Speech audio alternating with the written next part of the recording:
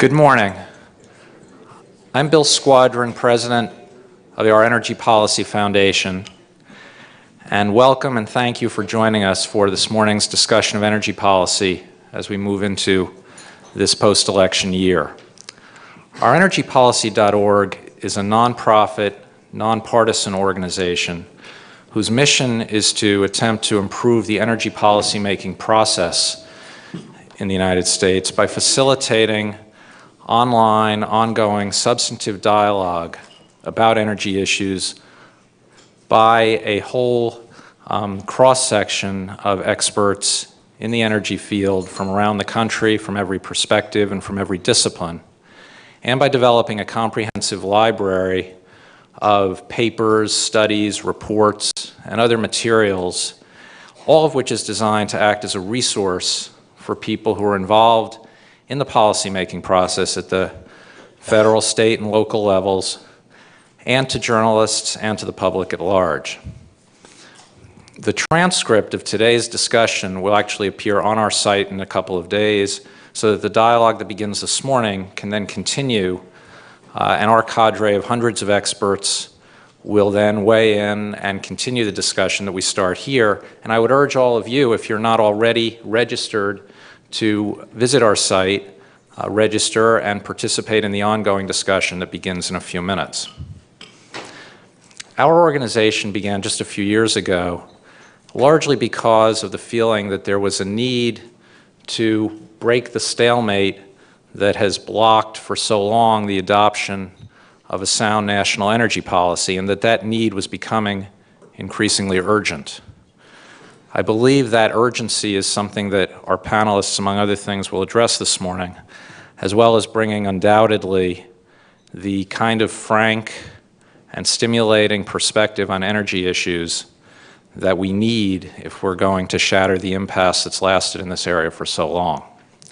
We're very pleased this morning to be joined by General James Jones, the former National Security Advisor to President Obama, the former Supreme Allied Commander Europe, and the leader of the Bipartisan Policy Center's Energy Project, by former Senator Tim Wirth of Colorado, who's the president of the Better World Fund and the United Nations Foundation, which includes the Energy Future Coalition, by James Connaughton, who is the former chairman of the White House Office of Environmental Quality and the director of the Office of Environmental Policy under President George W. Bush, and currently the Executive Vice President and Senior Policy Advisor of the Exxon Corporation. Our moderator this morning is Jim Angle, who is the Chief National Correspondent of the Fox News Channel and the former Chief White House Correspondent for that network, and the recipient of so many journalism awards that I couldn't possibly begin to list them. So to get us started, I'll just turn it over to him. Jim?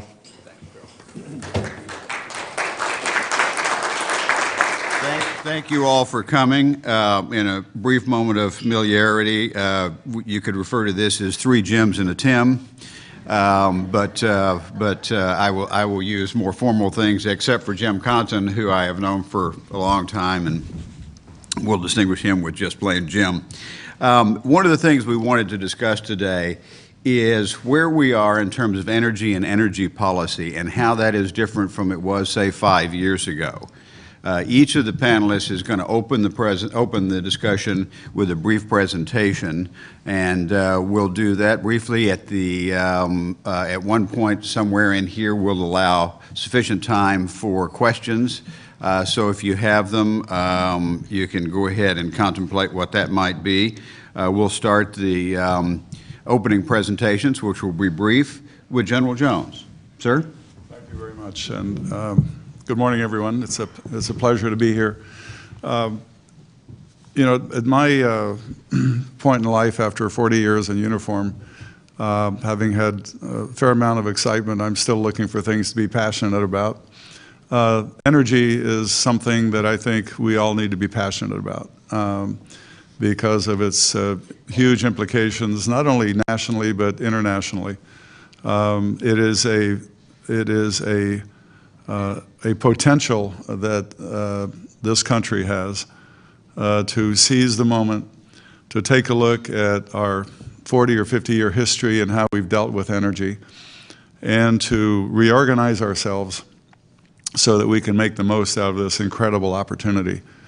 It may not be the only way out of our economic challenges, but it is certainly one of the bright, shining paths for our future, for our children's future, for our grandchildren's future. And it's critically important that we do not stumble around in a vacuum hoping that it's just going to work out. One of my favorite lines in the military was, "Hope is not a strategy." And we need some strategic thinking where energy is concerned. For 40 years or more, we've had a lot of policies, but we really haven't had a coherent strategy. And I'm very honored to be part of the Bipartisan Policy Council's leadership team on energy. 2 weeks ago in this very center, we released the first part of a 2-year study.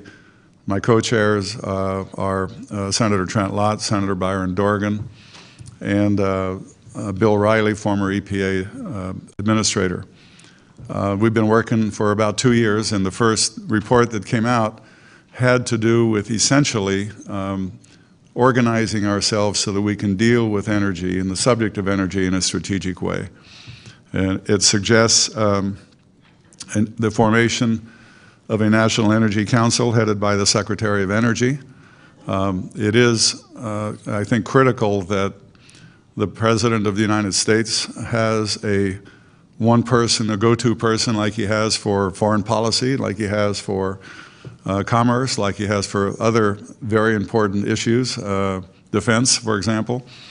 But the Secretary of Energy in our system is really not the Secretary of all of energy. He has more to do with nuclear energy and other things than energy. So we recommend that we have a National Energy Strategic Council, that we do a comprehensive national energy strategy, that we have a quadrennial energy review, and that in order to coordinate this, like all other important things that the government does within the National Security Council, that there be a directorate for energy security.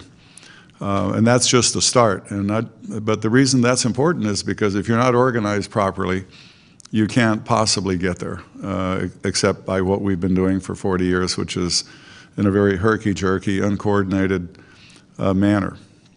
So I think the organization piece is extremely important, and we've been doing a lot of advocacy for that, and I hope that if you also believe in it, those of you here, that you help us convey the message, as Mitzi and I were talking about just a few minutes ago, convey the message to the public about just what enormous potential there is here for jobs, for energy security, for energy sufficiency.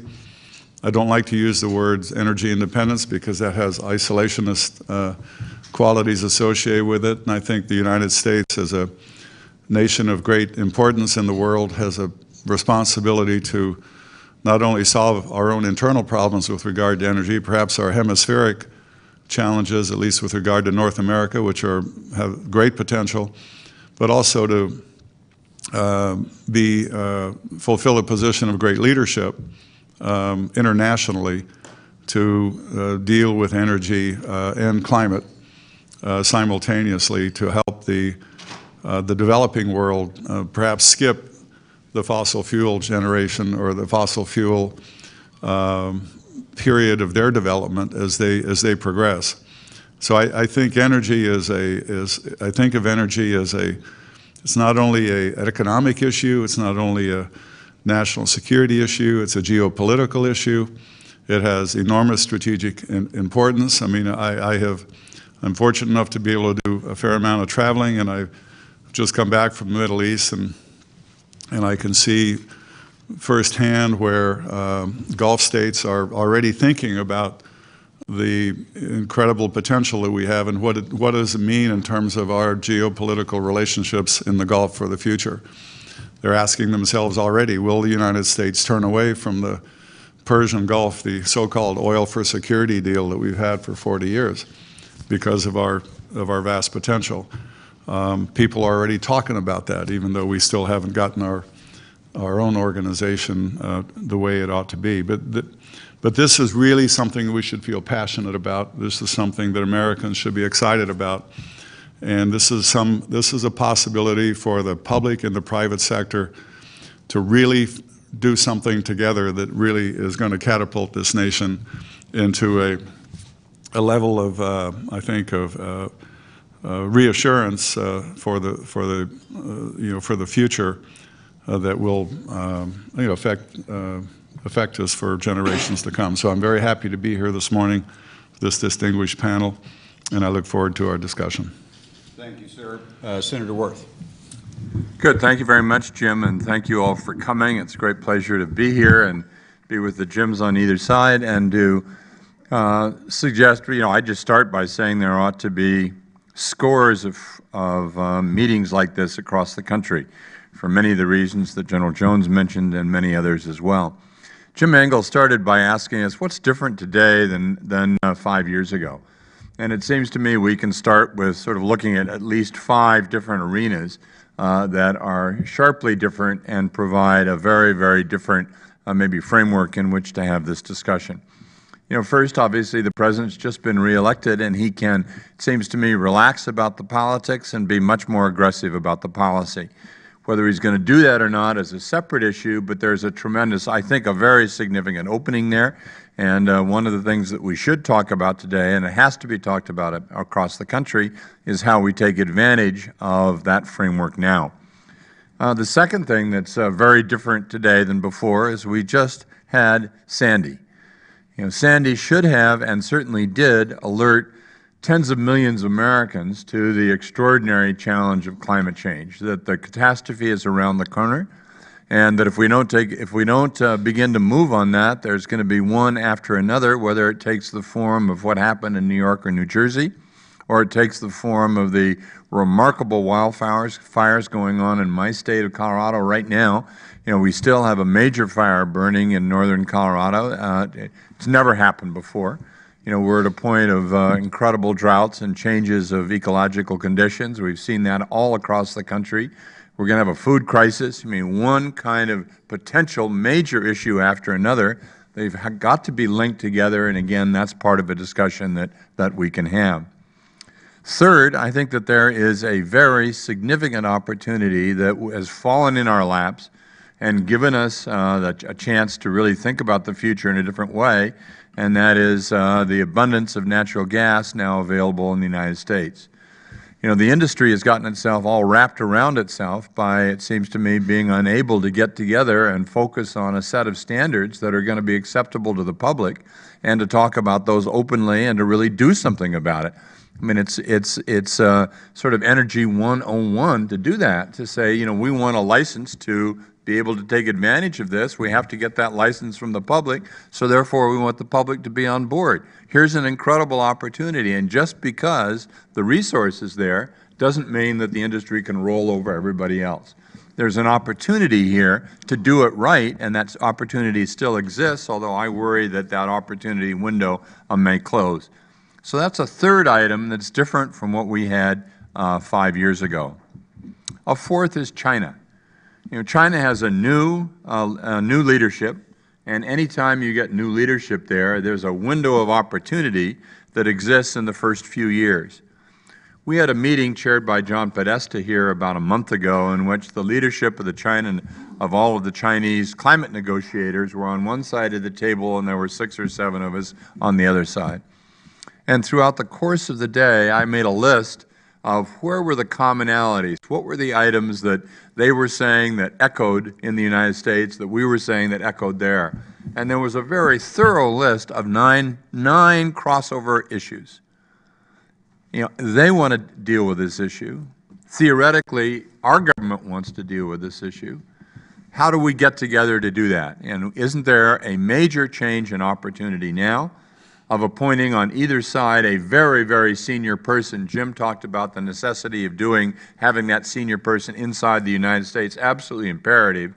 We also need that kind of a person who leads very aggressively the discussions with China. They want to do most of the same things that we do. We want to do most of the same things that they're doing. each of us can in many ways hide behind the other's skirts and sort of say, they made me do it, they made me do it. It's a window that is not going to occur very often. It's going to demand a kind of imaginative diplomacy, but I think it's a very real chance. Finally, the climate data is coming in a frightening fashion. We're going to see the new national assessment this year. We're going to see the new IPCC, Intergovernmental Panel on Climate Change assessment in the next 2 years, all of which are saying that any kind of the scientific debate is over. Anybody who says it isn't, is a fool or is totally self-serving. It is over. And it is time for us then to take that data, and the opportunity is to take this data and make sure that an American public that is thinking about climate change looks like a bell curve. There are people on one end of that curve that are absolutely convinced this is a critical issue. Then you get kind of a fuzzy group. You begin to go up the curve. Then you get a group in the middle that says, gee, I really don't know it all, and you start down the other side of the curve. It's almost a perfect bell-shaped curve. But we got about 70%, of the American public are from the one end of the curve all the way to the other. It's a tremendous public education opportunity. And we should be taking advantage of that right now, and that loops back around to my first point, what the President can do and the fact that he has now great opportunities for new leadership. So I think there are at least five major elements that are new from 5 years ago, and we ought to talk about each one of those, and it seems to me that each one of those and others should be part of an overall strategy for energy and climate. Final point, remember, energy is climate, climate is energy. They are the same thing. You can't talk about one without the other. There are certain places where you put the biggest emphasis on climate, other places where you put the biggest emphasis on energy, but they are the same thing. So look forward to talking to you all. Thank you very much. Look forward to your questions. Thank you, Senator. Jim Connaughton. Great. Thanks. And it's a real pleasure and a privilege for me to be here this morning with these two august champions of these issues, with whom I've had a good relationship over many years. And it's great to see this turnout. I think the turnout is emblematic of just a very important truth, which is the energy space is as exciting as ever. There's an ebb and flow, a natural ebb and flow to market shifts and to policy shifts. In energy, it tends to occur on a decadal basis, every 10 years or so. There's a big burst of activity, new thought, and we're at the front end of what I think is going to be a very interesting 10 years ahead of us, not just in the U.S., but internationally. So with that in mind, I want to sort of give a couple baskets of what I hope are both optimism and intrigue. On the optimistic side, I've been doing this for almost 30 years, and for 30 years, I hear the three refrains. One is, we need an energy policy. And I'm sure every one of you has said that. I've said it. I know Tim has said it. I know Jim has said it. Angle reflects on it. The other thing is, we need to start doing something about climate change. Reference the word start. We need to start doing something about climate change. And the third is, everything is so partisan we can't get anything done. So my opening message to all of you, do not despair, because none of the three things are true. And I think as we look to the next decade, it's important to reflect really over the last 5 years, maybe I'd make it 7 years, on just how far we have come in the shape and form of each of the three of these. In the United States of America, we have 9 major mandatory programs, more than half of which, by the way, are market-based, or dare I say cap-and-trade programs, that are directly going at pushing our energy investments toward cleaner, more secure, and reliable outcomes. And they're big, and they're real, they're federal, they're state. They're enacted by margins of greater than 80 votes in the Senate on a bipartisan basis to unanimous in the U.S. Congress. And in the federal and state houses, you had Republican governors and Democratic governors and Republican-led legislatures and Democratic-led legislatures creating this massive series of mandates. And yet people imagine that there are no mandates. There are many. I think collectively they'll produce on the climate change front well more than 10 billion tons of reductions otherwise that would have occurred, and also cleaned up the air from a health perspective, and brought on board a whole base of new technology. So we have lots of energy policy. When you add to that the incentives, You add to that the technology programs, and you add to that hundreds of billions of dollars of applied innovations in technology, we have a lot of clay to work with. So we're not starting with a blank slate. The same is true then when it comes to our market structures. We have had some ups and downs in the energy space in fuels and in natural gas and now in electricity, where we still have a hybridized system that's struggling to find its place to a truly free market system. And the sooner we get there, and I'm looking at this decade as the decade in which we get there, the sooner we get to sort of a more free and fully competitive market-based system for fuels, for gas, and for power, just watch the innovations unfold, like we've seen in aviation and in IT and in telephonic communications and the like. So we're still holding the reins tight on market structure and innovation, and I think that's going to unleash because the empirical data with the experience of competition is coming in. And then, more importantly in all of this is follow the money. So the electricity sector, whether it wants to or not, is going to spend at least $1 trillion on itself in the next 10 years. The fuel sector is going to spend more than $2 trillion on itself in America. That's a lot of capital investment. So the main question is, how is that capital investment appropriately oriented to address our energy security concerns, our reliability at home concerns, and our environmental, public health and welfare concerns? So there's a lot to work with without adding a lot of new costs. So one of the things we can ask ourselves, we know the spend is coming. What can we do with the money that will and must be spent in a way to sort of lower the temperature, pun intended, of this idea of additive cost to achieve our goals? You can do a lot with this basket of money. With that, I want to then focus on two items which just have burst onto the scene in America, sort of half and half through policy and through market innovation. Of course, that's natural gas and efficiency. We talk about the shale gas revolution, and it is just that. And it's as big as anything you could have wanted through policy, and yet it's occurred through market forces, and we should celebrate that. God bless America. Just when we were looking for a way to improve our reliability, our security of supply, and dramatically cut air pollution and greenhouse gases, it showed up. America's amazing that way. And I agree with Tim. Let's get on with doing it right, doing it well, and doing a heck of a lot more of it.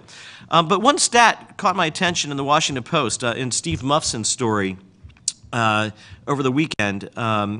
And he described the fact that coal, displaced by cheap U.S. natural gas, is now replacing expensive Russian gas in Europe, with Gazprom's share of EU gas imports dropping from half a decade ago to about a third.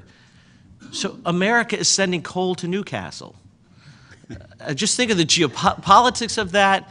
Think of the U.S. production implications of that phenomenon. Think of the energy security implication of that phenomenon, and the air pollution and climate change challenges that Europe now has to address in a way they hadn't quite thought they were going to have to confront as we're bringing our emissions down through all this abundance. So I just find the turning of tides fascinating, and it just proves we're all in this together. And sometimes you're up, sometimes you're down, and we sort of have to take the temperature down on that too, and say we all have to follow these energy needs the best way we can and manage them. But the same thing is on efficiency. I see a lot around town, a lot in the States, lots of policy to make people spend money to save money. Now, last I looked, if there's savings to be found, people will find them. But sometimes, their standards are good, other things are good. We had a big energy bill in '07 that had a lot of new efficiency mandates in it, and that's all fine and good. But what we have also seen in the last 5 years, and I'll give you just one example, in the competitive electricity markets, that's sort of PJM, which is the big mid-Atlantic market for electricity, because it was allowed to open up to competition, you can now bid your efficiency into the market to say, I'm going to be efficient and I'm going to shave my peak load use so you can avoid building power plants. Well, in the last 4 years, 5 years, this region of the country has avoided the construction of 15 500-megawatt coal-fired power plants through efficiency. And it happened through market structure and competition, not through efficiency mandates, not through anything we talked about. And the scale of that is bigger than all the policy we've been looking at. And that's just one market in 4 years, just by letting competition, innovation, and pricing inform the decision. Now we have a funny phenomenon where you have a lot of governors who say, where are the power plants? Nobody's building new power plants, and wanting to dump new power plants into the system. Well, that's all backwards. We have 15 invisible ones. Let's keep building more of those before we're building new ones. So I want to give you these as these invisible phenomena. And finally, we have 3 blank slates that create a great opportunity, I think, as both Jim and Tim have mentioned. One is EPA is about to embark on a regulatory agenda around greenhouse gases that is completely undefined in the Clean Air Act. That's a blessing and a curse. Because it's undefined, you can do pretty much what you want. Because it's undefined, it's also quite legally vulnerable. All right, but it's a blank slate, and there's an opportunity to have a constructive conversation about shaping that in a way we haven't had in a long time. And the same is true in the international sphere. We're in a 3-year window of time where folks know what the current regime looks like, and there'll be a really good aggressive question is, what's an alternative that could possibly work? We have a 3-year window to talk about that. So at the same time, we have an international conversation that can mesh together, and as Tim said, climate is energy, energy is climate. And then the last piece I would leave, though, which is the more compelling piece in my view, is the story of U.S. investment abroad in energy is a story that is just dramatically under-discussed. And our role and our place and the opportunity we have to share and do and profit and build friends through our energy capacity, our energy know-how, I think is probably the item that should be moved to the top of the list, right now it being at the bottom of the list. Thank you very much, Jim. Let me pick up on part of where you left off. We've talked about policies, the need for better policies, better strategy. But as you note, a lot of the nation's not only energy and energy supply, but energy delivery is in private hands. So what is the balance here between policies that dictate or guide development and the role of the private sector in deciding how much to develop things, how quickly, and with what technologies, such as fracking?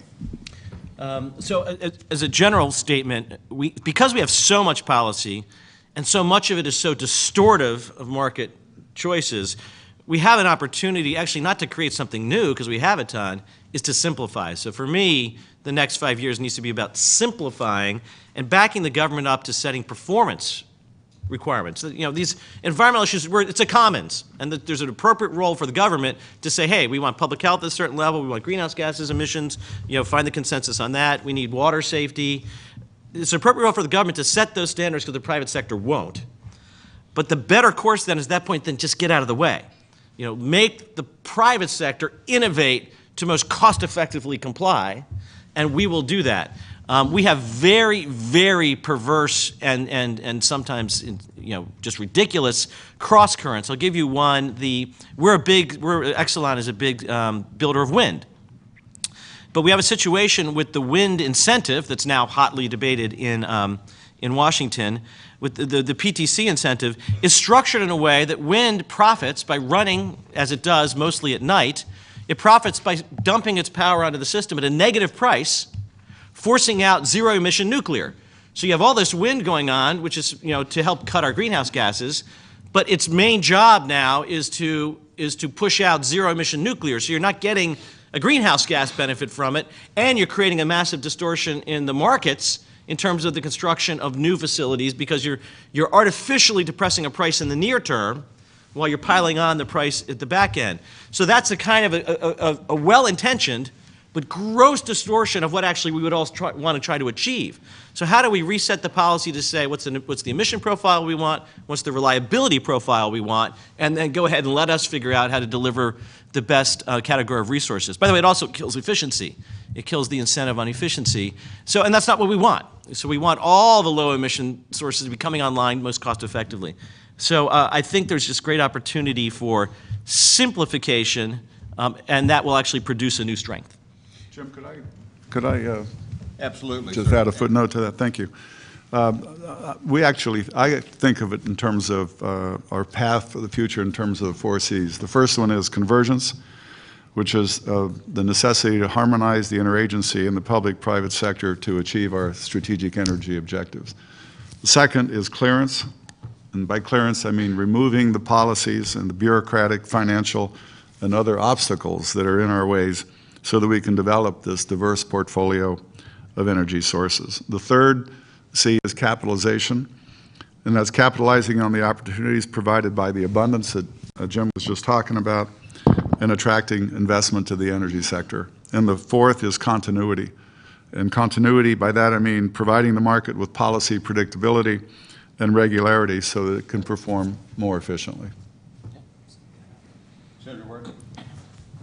Well, everybody has said we've got lots and lots of policy, and I guess if I were the king ruling this sort of this major issue, what I'd say is we got lots of policies. Let me come back to this. There's one thing that we got to do on a long-term basis. We can't do it right now, but we got to start working on it, and that's to get a price on carbon. That's going to make a huge amount of difference for everything. It's not going to happen right now, but it's absolutely imperative. I mean, it is preposterous that we allow the one industry to use the atmosphere and the ocean as huge garbage dumps, and they're not paying anything for it, and the rest of us are paying for it. That's basically what's happening. So how do we deal with that? Well, we can deal with that with a regulatory tangle, or we can say we got to start doing that in a pricing fashion, and we've got to figure that out. It's not going to happen right now, but we have to start that discussion. That is the policy that hangs over everything that has to be done.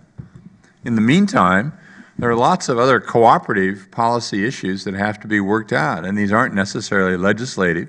You know, they're the administration sitting down with the industry. We mentioned before, everybody's talked about gas and doing it right. I mean, it's a wonderful, wonderful gift, and let's make sure that we do it right. How do we make the transition in the coal area? We know it's going to happen. It's happening because of the price of natural gas is going down, and the industry is getting left isolated. Now, how do we deal with that question? That's a major social policy question. Robert C. Byrd had it right 20 years ago when we were doing the Clean Air Act amendments, and you were too young to remember this, Jim. But it was Byrd, when we were doing the Clean Air Act amendments that led to the sulfur dioxide tradable permits process, had resisted that. And he saw that the votes were there to do it, and he called 4 or 5 of us in who'd been involved in this. He said, well, since we're going to do that, why don't we just buy out the coal industry? That's going to be the cheapest clean air you could possibly get. This was Robert C. Byrd saying this. Well, we couldn't do it because that was too much for, that was ideologically, that was too much for the right to say we're going to do this. The left didn't kind of trust that this was going to happen. So that Byrd proposal lost by 1 vote in the United States Senate. Now, that was an extraordinarily smart thing to do. That's the kind of adjustment, that's the kind of policy massage that can be done. But that's not a great, huge policy issue. As Jim says, we got lots and lots of pieces that are out there. We got to make all of those work, and it seems to me on a long-term basis, think about what we're going to do on the pricing of carbon.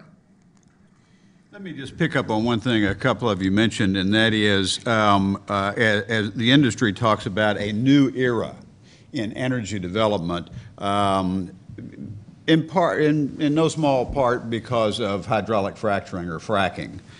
What is your view on the extent to which policy needs to look at fracking and the extent to which it is a positive or a mixed case or a negative? Is this something that needs to be regulated, or is this a perfect example of industry finding better ways to develop our resources? So I guess I'll dive in. It is regulated at the federal, state, and local level. Actually, you know, for all the talk of the state should regulate, actually, there are federal regulations that apply to this activity. Some adaptation of those regulations need to occur. And by the way, the federal regulations are largely implemented by the states, so it's delegated to the states to implement federal requirements. So as Tim was suggesting, we just have a phenomenon that's occurring in places where it didn't occur to before, and therefore the structure of regulation and oversight and enforcement has to be adapted to ensure that we meet the federal, state, and local requirements. And that's where industry does have a strong, and has the capacity to actually ensure that this can be done well and effectively consistent with the environmental and other safeguards we've already set for ourselves. So I am just a complete optimist. The worst case scenario, in my view, is a little more money has to be spent in a few other places to be sure that we have the level of assurance that we need, but relative to the availability of the resource and its ultimate cost, it's relatively marginal. And so I don't think there's anything to be afraid of. The industry knows how to do best practices. It knows how to set consensus standards. It knows how to work those into regulation. We just need that higher level of confidence. I largely agree with what Jim has said about fracking. I think I'm a little less optimistic that the industry is embracing this. You know, I've been surprised, for example, that the really big operators, the Exxons, you know, who are superb operators. I mean, as they're into something, they're going to do it up to the highest standard, that they are not saying to the rest of the industry, why don't you bring your standards up to ours? And they're not taking that leadership role. At least I have not seen that happen so far. So you still got a lot of marginal mom and pop kind of operations that are fouling the well, and that's literally, you know, they're fouling the well in lots of communities, and so you get a lot of, you know, community responses negatively. That gets the press. I mean, press doesn't, airplanes fly and take off, that doesn't get any press, but something crashes, that gets a press. When you get a mom and pop operation that's screwing it up in Pennsylvania, screwing it up in Ohio, screwing it up in Arkansas, that's what gets the press. And there's no reason for that to happen. If the industry would pull its act together, is there a framework for that? Yes. You know, Deutsch came out, John Deutsch, you know, the former Secretary of Energy, and, you know, very, very distinguished scholar of all of this issue, as much as anybody. The Deutsch Commission 2 years ago laid out exactly what had, not, you know, in broad stroke, but what had to be done. It still hasn't been done. The industry is still resisting. You know, it says, oh, we can't do that. Come on, this ought to be a partnership and moving ahead in a very positive fashion. And again, the big guys have got to get their shoulders into this and say, if we're going to do this over a long period of time, we've got to do it right. So far, Jim, it has been a very fragmented picture rather than the kind of coherent one that we need as a country. I think what, can I add one thing to the list of things that you might address, and that is, you talk about the importance of the United States and the world in our international relationships. Along with the development of natural gas has come not only a reduction in price, but what we now regard as a surplus that some would like to export. That has created a new debate in and of itself. Well, if I could just piggyback on what Jim and Tim just said, because I think it really is an important statement here, that you could bring this whole house tumbling down without the right regulations as to the standards that you need. And then, so however you do that, whether it's Exxon, you know, participating in their leadership level, but the market deserves to have that capacity preserved so that the wildcatters and the mom and pop operations don't actually bring the whole thing down around our ears. And this is emblematic of what Senator Byron Dorgan said here 2 weeks ago when we were rolling out our study and why we need reorganization as a first order of business. And he said, you know, the energy community is like an orchestra without a conductor. And there's a lot of truth to that, I think. And that's why it is, I think, very imperative to fix that. And we can do that. And it's not going to cost any money. It's just a question of a little bit of legislation maybe, but mostly executive order, where the president can say, this is how I'm going to organize the executive branch to deal with energy. And we can do this, but we need to do this. And so the need is recognized, and now let's see if we can translate that into some action. With regard to the international aspect of things, you know, I think that when we get ourselves organized, particularly when we deal with our North American neighbors to the south and to the north appropriately, that we could possibly get to that point where, you know, the United States and Canada and Mexico could be net exporters of energy. I would rather get to that point in a measured way, in an organized way, fix our own house, get our own house in order, reach out to our neighbors and develop those relationships. And I think you could have an international relationship there that would provide leadership in the world, because that's going to be required, whether it's gas or whether it's oil or whether it's coal or whatever it is. This is a tremendous opportunity, I think, for the United States to stake out a position of great leadership on matters of not only energy, but including nuclear energy, but also things like food and water and things like that are going to make a material difference in this planet for the remainder of the century. Jim, can I ask a general question? I think you very correctly put your finger. I want to go back to the organizational issue for a minute. It sounds dull, but it is extraordinarily important. Let me ask you this, and I agree with the recommendations that you're making, but when President Obama came in, he appointed the Dream Team for energy, and he had a czar in the White House, Nobel laureate at energy. You know, you had all the ingredients. And Carol Browner was the czar. Did that work, or what did we learn from that experience? What was good about it? What was bad about it? Can you trill on that a minute, can you? I think, yes, I can. I was the National Security Advisor at the time. And frankly, I reflect on my 2 years there. If there's one thing that I wish we had been more successful in doing, and that is inculcating the concept of energy security into the National Security Council. Even though Carol and her organization were in the White House, in the West Wing, they were not inside the national security structure.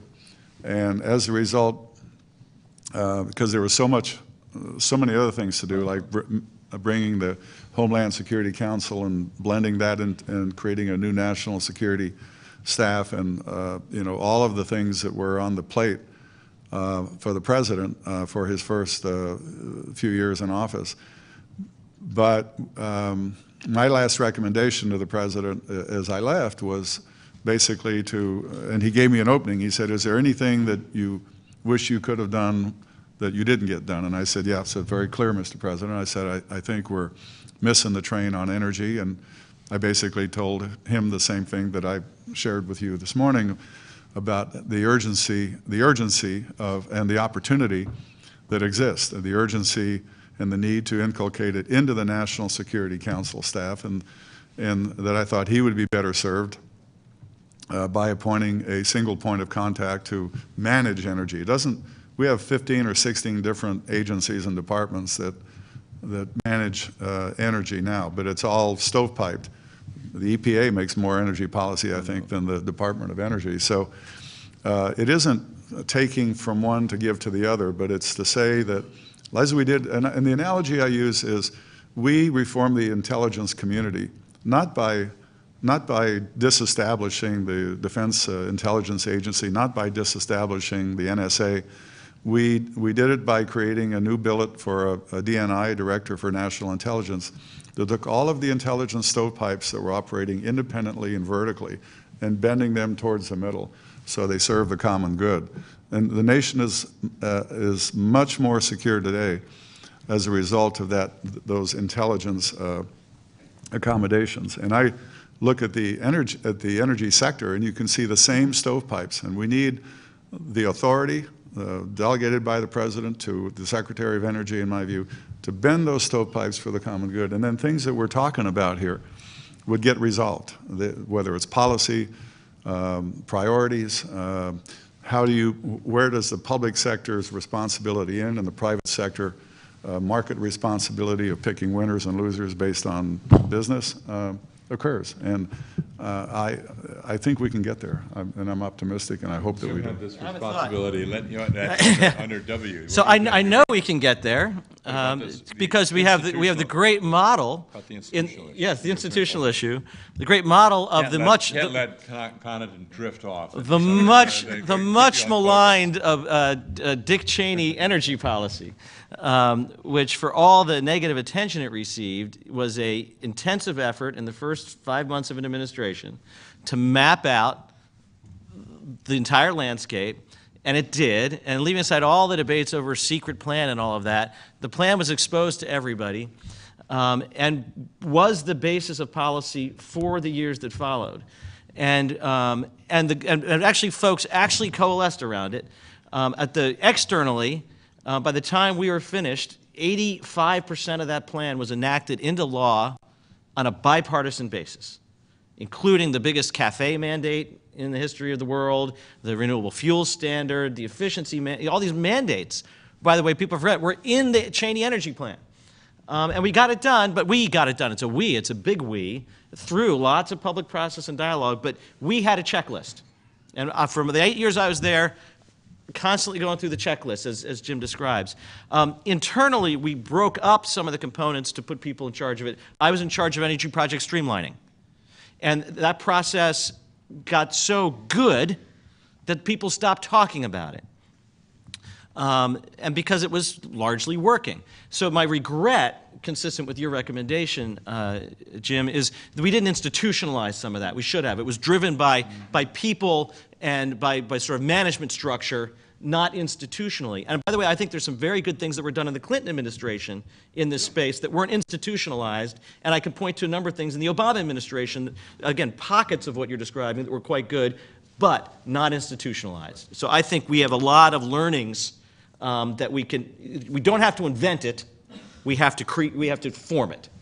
One of the things that the Obama administration, I think, does very well in terms of how it decides the policy, and the president has directed, and I'm sure it's still the same way, that people who have equities on an issue that's being discussed should be at the table. And really, one of the prime jobs of the National Security Advisor is whatever you're talking about to make sure that people who have equities are invited to the table. And one of the things that I enjoyed most about it is that the president insisted that everybody would offer an opinion, even if it was divergent from the kind of the trend of the way things were going. So he encouraged dissension, he encouraged discussion, and that was true on the kind of the mainstream national security issues. And it would have been, I think it would be very helpful to him if on energy we had the same kind of meeting. So when you have a discussion on energy policy, the Secretary of Energy manages the community, and the community comes together around the table with the president at the right time and says, this is our view. And if there are any dissenting opinions, they should be heard and they get resolved. And there's a very good process in place for that to happen. And so, I mean, just for instance, the Homeland Security Committee, if you will, but that takes into account law enforcement, intelligence, and everything else. They meet on a regular basis, once a week for an hour with the president, and they go over the entire landscape of what's going on in the world and what's going on in the nation. And if that type of system could be inculcated on a very important, I think equally important, frankly, topic like energy, I think the country would really be in good shape. Gentlemen, very good comments. We want to open it up and leave enough time for any questions you may have. There are a lot of things that we haven't gotten to, obviously, but we wanted to see what you were interested in. So, questions? Yes, ma'am. There is someone coming with a mic, as a matter of fact. Is this on? Yeah. I'm Mitzi Wirth. I'm at the Naval Postgraduate School now, but I created something called the Energy Conversation after we got the line into President Bush's 06 State of the Union. The nation has a problem, we're addicted to oil. I can only tell you, energy was a forbidden topic in the Defense Department, the single largest buyer of fuel in the world, because it was owned by Dick Cheney. But I have some questions for all of you. One thing that is very clear to me, if you don't design the process well, it doesn't work. I mean, you get into trouble. The other point is personalities turn out to be a really important player. And we dismiss that. It's not a part of the way we think in international relations. We just think of job titles. And the other thing I would say is you raised the issue of simplicity. This is an incredibly complicated topic. And I've been trying to figure out how we tell this story to children.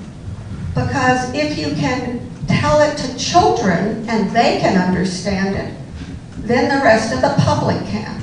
So it's really, I used to talk about writing children's books for adults, which people thought was demeaning, but getting the public to understand this, I told Jim earlier, when I was 5 years old and growing up in the Second World War, I personally felt that I had a responsibility in winning this war, and I think this is what you need to create, that story, so we all feel that way. Not that it's somebody else's responsibility. I don't have to worry about saving energy. Thank you. Any comments, gentlemen? No, I think Mitzi's right. I think we're at that point now where we do need to make sure that Americans understand what a tremendous opportunity we have ahead of us, at least in this particular area. And if you're looking for rays of sunshine in this economic mess that we're in, this is one, and this is not trivial. Yeah, let me make one comment, which is I believe energy literacy is important. I used to love, actually, I would try to talk to 7th grade classes rather than high schools or colleges, because if I couldn't explain it well to 7th graders, then what the heck, you couldn't explain it well in Washington. There is actually a tremendous amount of energy illiteracy in the policy community in Washington. Across the administration, across the Congress. And let me give you just one example. I can assure you that if I went into most offices of the U.S. Congress and began to just explain how electricity is delivered, traded, and sold, very few people in the Congress actually understand that basic element of how electricity works. And so I would start with that. And that's consistent, I think, with Jim's recommendation. If you institutionalize the conversation and you make it as important as a basket of ongoing conversation like some of the national security issues, then everybody will feel compelled that they've got to be better informed about how it all works. Because a lot of policies occur in ways that operate at odds with the way the private sector market structures work. And that's just a shame. It doesn't have to be that way. We could get a lot more done faster and cheaper if there was greater awareness of how the systems work. Mitzi, I thought you were going in something of a different direction, and that was to pick up on what the President has said since the election, and that is that he wants to have a national conversation, about energy and climate. Well, what's that mean? There are a number of very important choices that he faces in putting that together.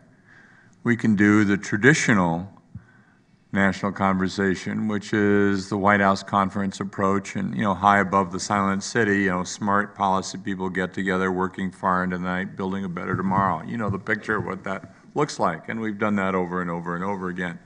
That's not what we need now, I don't think. I think what's needed now is a very broad grassroots discussion about where we are all across the country, including as you suggest, a younger generation in particular. They're the people that are going to be impacted more than anybody else by the climate catastrophe that's coming at us, and are the ones that are making the greatest demands for this. This ought to be stimulated. There are a number of ways of doing this. I fault the philanthropic community in the United States for not helping to get a shoulder behind this. I think now is the time that all of the groups that we represent and others have to demand, that this occur, so we can get the kind of a base laid which is out there. This is fragmented. It's in a lot of different places, but the unease about where we are on energy security and where we are on what are we doing about the technology and where we are about climate change, that unease is out there and can be channeled. It's a significant, to use Connaughton's word again, it's a significant opportunity, it seems to me, that conversation that we have to have. Question here.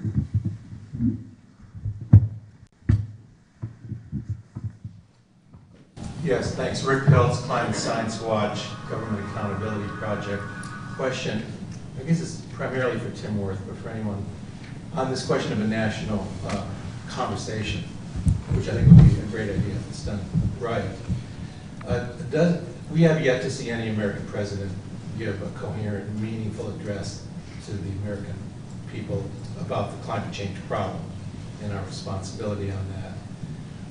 You know, what would it look like? I mean, doesn't a strategy for dealing with the climate change problem really require talking in terms of expediting a phase out of dependency on fossil fuels? And doesn't that clash with the current framing in terms of an all of the above energy strategy that emphasizes continuing stepped up production for domestic use and even export of fossil fuels? And this is a big ask.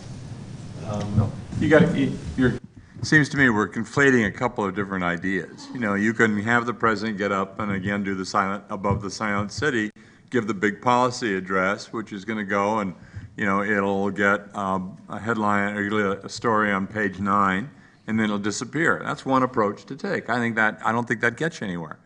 I think you have to have a conversation. He's not going to. So the reality is he's not going to do energy and climate now.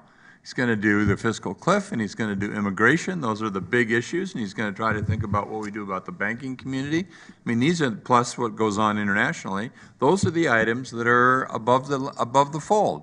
Energy and climate right now are not above the fold. Well, they're not above the fold, so let's deal with that reality and use this particular period of time, you know, to have this kind of a bottoms-up national discussion. The president can lead us into it, you know, not by saying what has to be done, but by asking all these different constituencies. We've got the National Energy Assessment coming out. There are going to be 12 major events in that. You can ask the technology community to come together. You can ask the fracking business community to come together. You get General Jones to bring the security people together in different places around the country.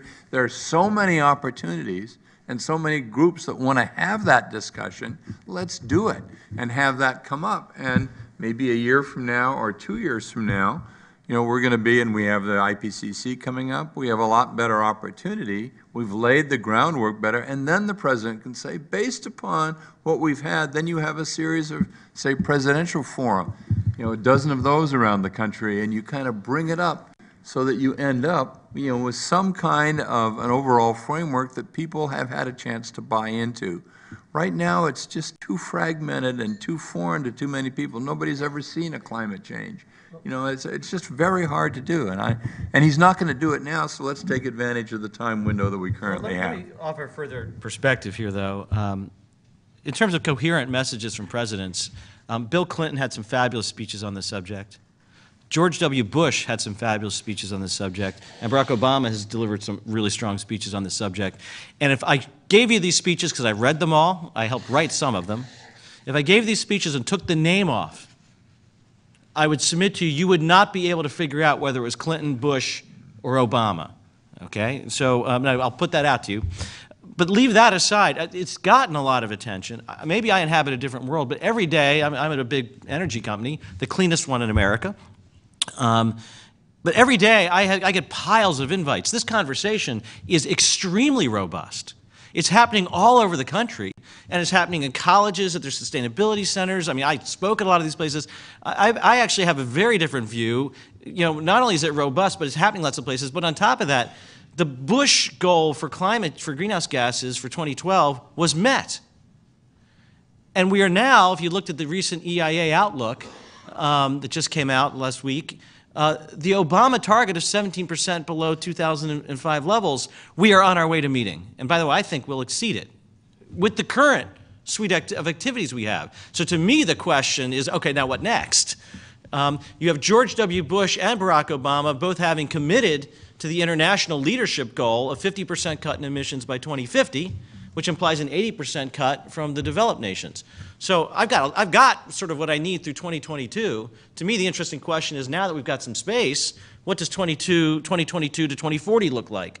I think we can be quite positive and thoughtful and actually non-confrontational about asking that question. What can we do to steer us and keep us on this path of what is actually a remarkable new path of success that we couldn't have imagined was possible back in 2001? Question over here. Yes, ma'am. There's a mic right there. Deborah Jacobson, George Washington University Law School, and a former Energy and Commerce staff person when Tim Wirth was there. I have a question in terms of budget constraints, and dealing with some of these problems during a time of budget constraints. Jim mentioned the PJM, Forward Capacity Market for Energy Efficiency, which has been very successful, no government money. California and other states have done on-bill financing, which have been very successful. What types of mechanisms, what types of conversation do we need to really focus on some of these approaches which don't take a lot of government money but can be very successful?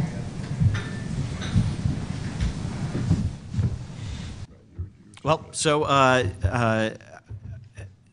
let's start with the, I'm a fan of markets before mandates. If you need to do a mandate, make it market-based.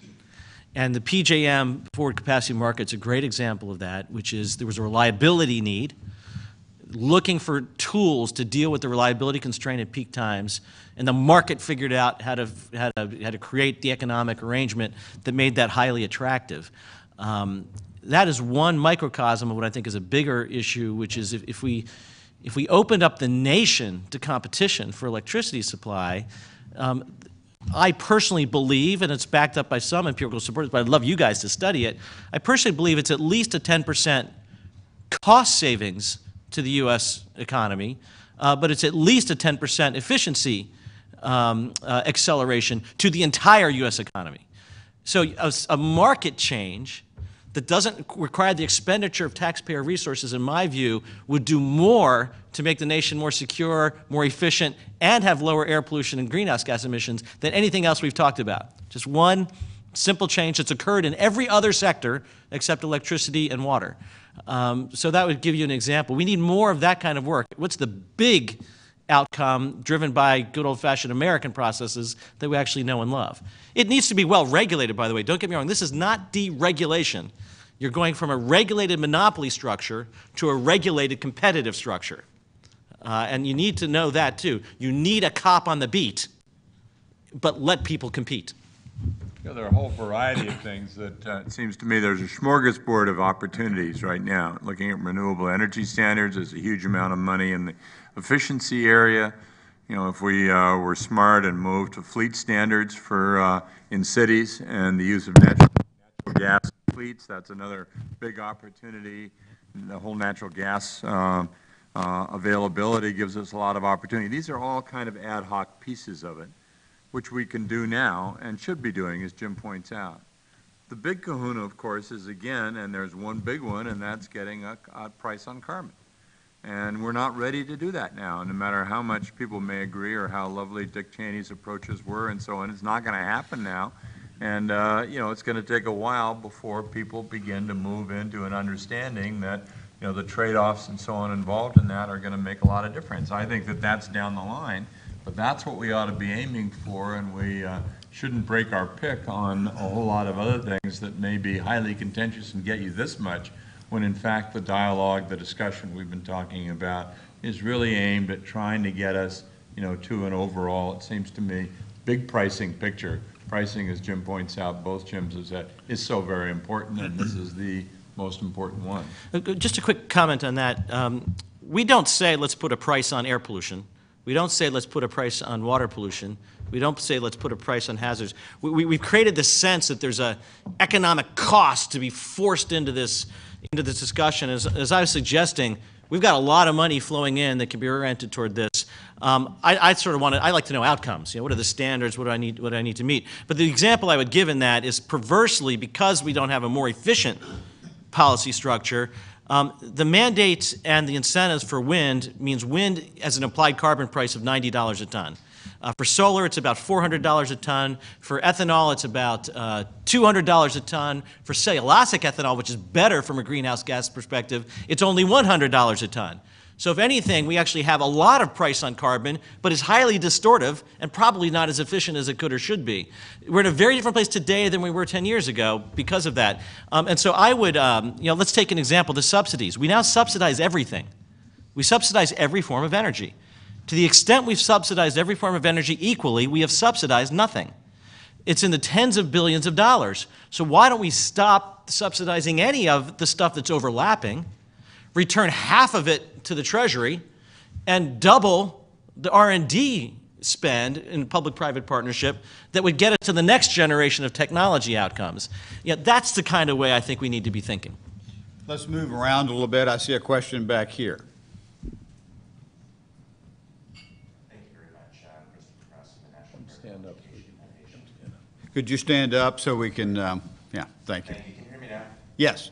Christopher Cross from the National Environmental Education Foundation. And Senator Wirth, you mentioned a couple of times this big kahuna of carbon pricing. And I think that's certainly a correct characterization. But in the short term, are there things that we could be doing that would be politically palatable, like something to mitigate the effects of this black carbon, short-lived on greenhouse gases, as well as things like fluorinated hydrocarbons?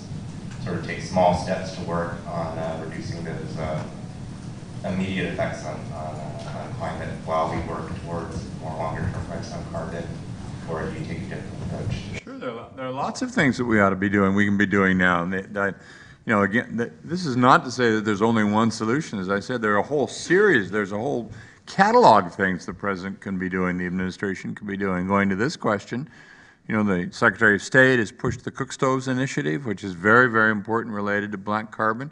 We've got all kinds of leakage in our natural gas system, and shutting that down as much as we possibly can and making that a priority is very important.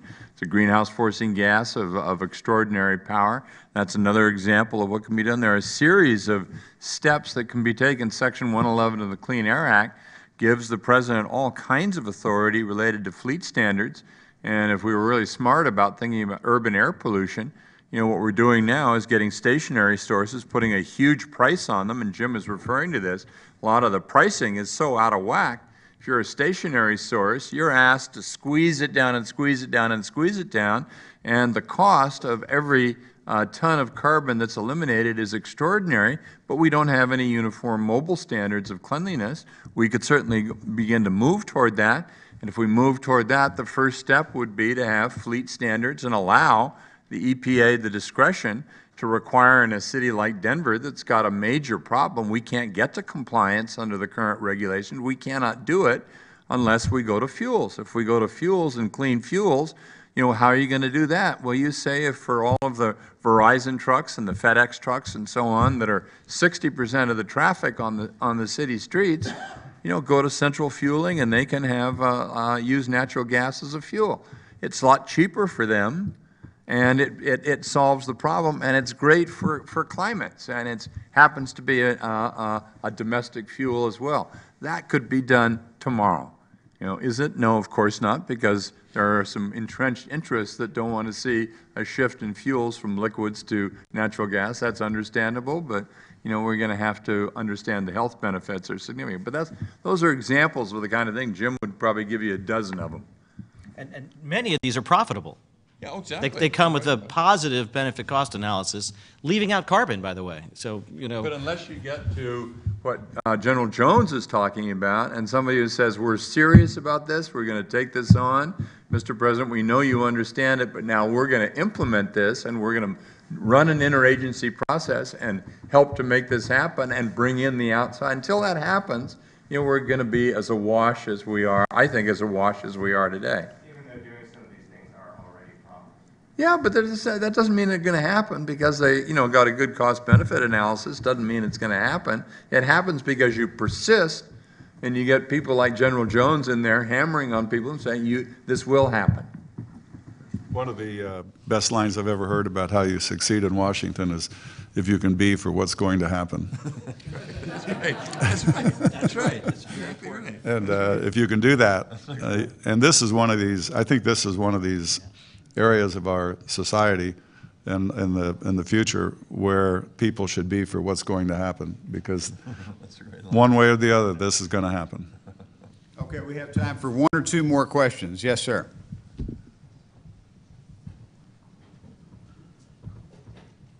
My name is Chuck Manto. In one of my volunteer roles, I've been organizing a nationwide conversation on infrastructure and energy security. And I have a question, primarily maybe for industry, as to in starting a national conversation from the grassroots, how might you overcome the twofold stumbling block? One that says there's no perceived urgency from my standpoint as an average American, because right now I have all these economic issues to deal with, and peak oil and maybe climate change is a little bit off, so I don't have to worry about it this year. And then the second problem of being personally relevant. I don't run a utility, I don't do brain surgery, I don't run an energy sector, so all this stuff is sort of above me, and I hope some guys in Washington can figure this out, but what do I have personally to do with any of this is something above me. And so I'm wondering if on the industry side, or maybe on the government side, it becomes compelling for people to do local energy production at least a little bit. So if every community, every business, every home could make 10 to 20% of their own power, somehow or other, because industry or someone made it viable to do that, then maybe I can learn a little bit about energy, and maybe I am invested in it. There is something I can do now, just in the same way that I could raise tomatoes in my garden. And instead of farming all this out to somebody else who is beyond me, maybe I can take some personal responsibility for this, and therefore become personally more aware. And then, in effect, you've got me into the conversation. But I thought that would be the question. I think it's a very interesting question. In fact, you're asking two questions, I think. One is where is the sense of urgency among a lot of people if it's so abstract and off in the distance? And then secondly, what can I do as an individual? I think that, I haven't, as you can tell, believe that getting this kind of a national discussion going, as down as in community by community as much as possible is extremely important.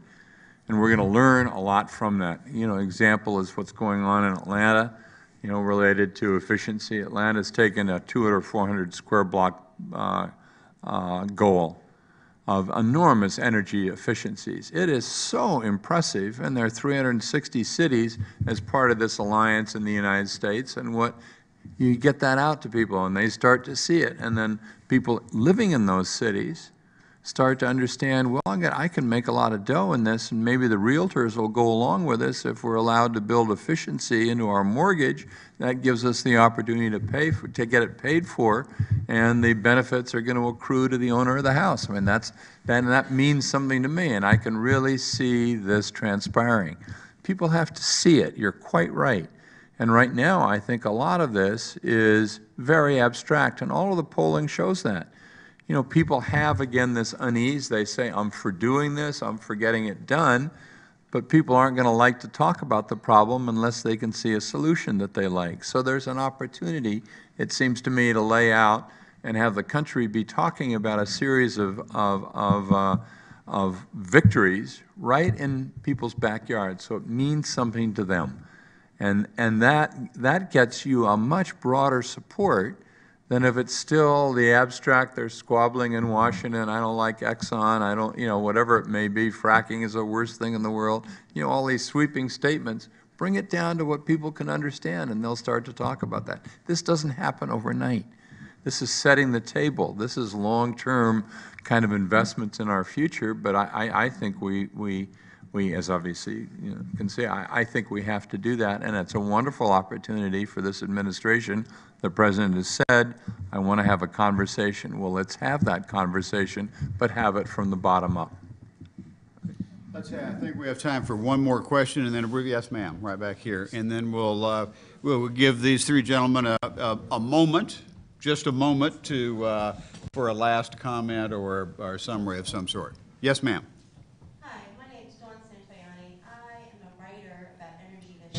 And when I communicate some of these issues to the public, because energy in general is so complicated, it has to be broken down into smaller pieces. But some of the studies that have come out have shown that when people are aware, just a simple thing of aware of how much energy they use on a daily basis, they use 10% less. So part of that education has to be all the way from how energy is produced through delivery and use. And my question actually is a little bit off topic from that. In the United States, the shale revolution has allowed us to reduce our carbon dioxide emissions because we have such, the generation is switching over to natural gas. So there are coal plants closing down, and then existing natural gas generation has been dispatched more.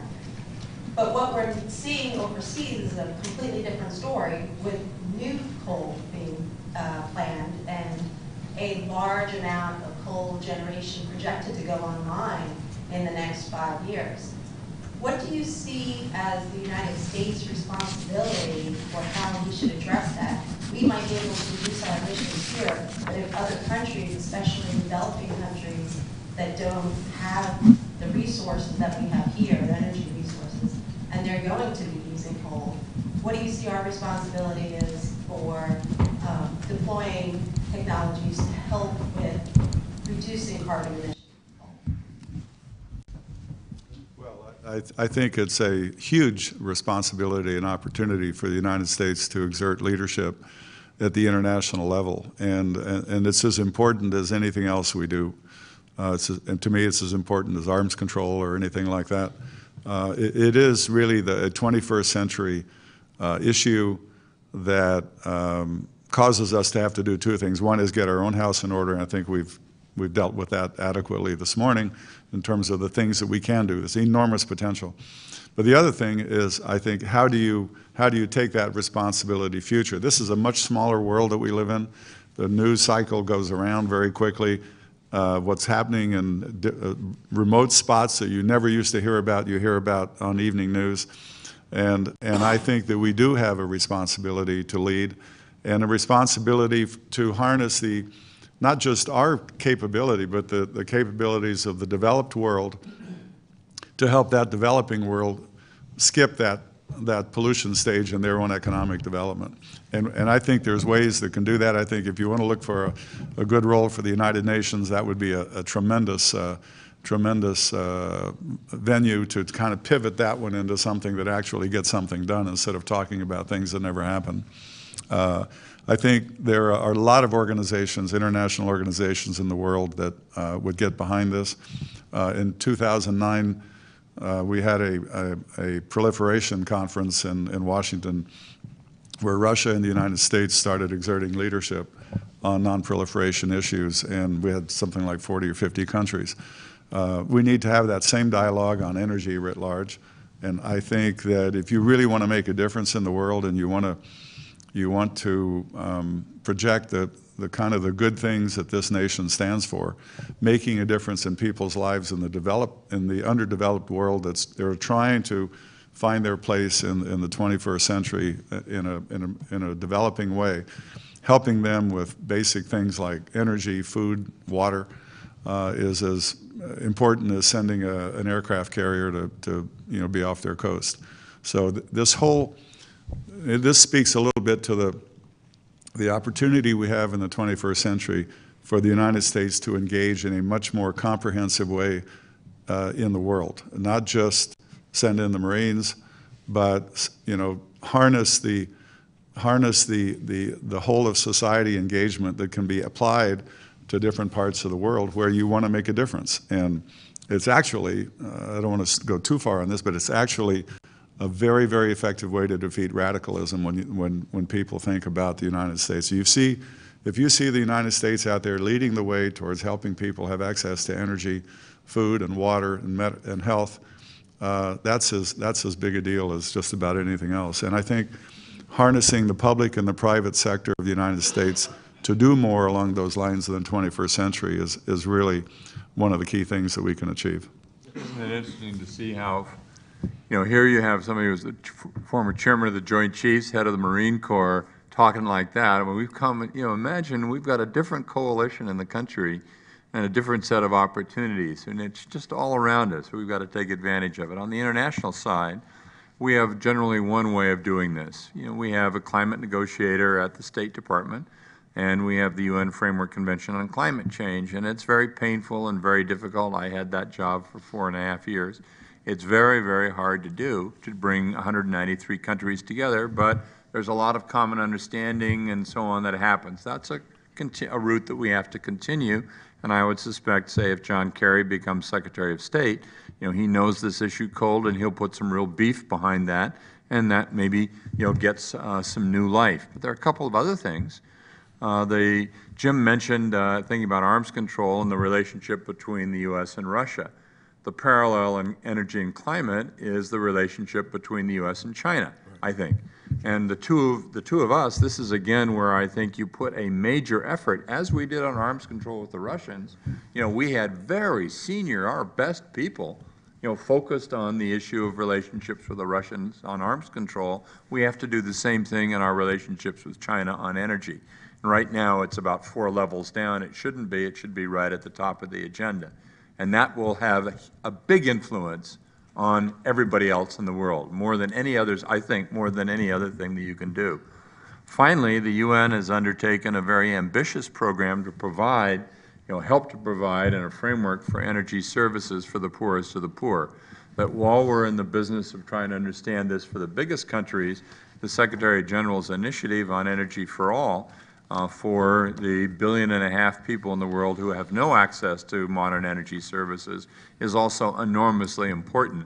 And that's not an investment that we have to make financially. It's a leadership that we have to help provide, you know, to get this to happen. And again, the role that we can play and the role of the UN, as General Jones points out, is a very big one. So I'd add 2 things to what we're already doing, and you know, that's enough. That's a lot to do. Senator, thank you. We're a little over time. Jim, do you have one parting comment? Or yeah, just to close out the international discussion, we tend to approach it backwards. I've gone to water meetings, I've gone to health meetings, I've gone to agricultural meetings, and in none of those meetings are the people who provide the energy necessary for those present. And so I think as we think about the international dialogue, putting energy into these fundamental human need discussions, I think would be it's just a restructuring of the conversation internationally, and for the reasons that both Jim and Tim described, it's fundamental to our role as leaders and citizens of the world. thank you, gentlemen. Thank you, everybody. I do want to apologize a little bit. It's cold in here, I know. And I'd like to say this was a conscious decision on our part to conserve energy. So it feels like air conditioning. I can't, but fortunately most of you had your coats, and I'm sorry it was a little cold. First of all, can we have a round of applause for the panelists? Thank you very much. Again, I'd like to urge all of you to go to our site. If you're not already registered, register. Continue this discussion. The transcript will be up in a few days, and this dialogue can continue. I'd also like to thank the people in our organization, Michael Spiak, Dan Candy, also Claire Buchanan, and Ali Harden for helping us organize this morning, and particularly thank Jim Angle and all of our distinguished panelists for taking their time. And let's continue the conversation as they most eloquently started today and emphasize the importance of, and I encourage all of you to reach out to everyone in your network and get them to be part of it. Thank you again.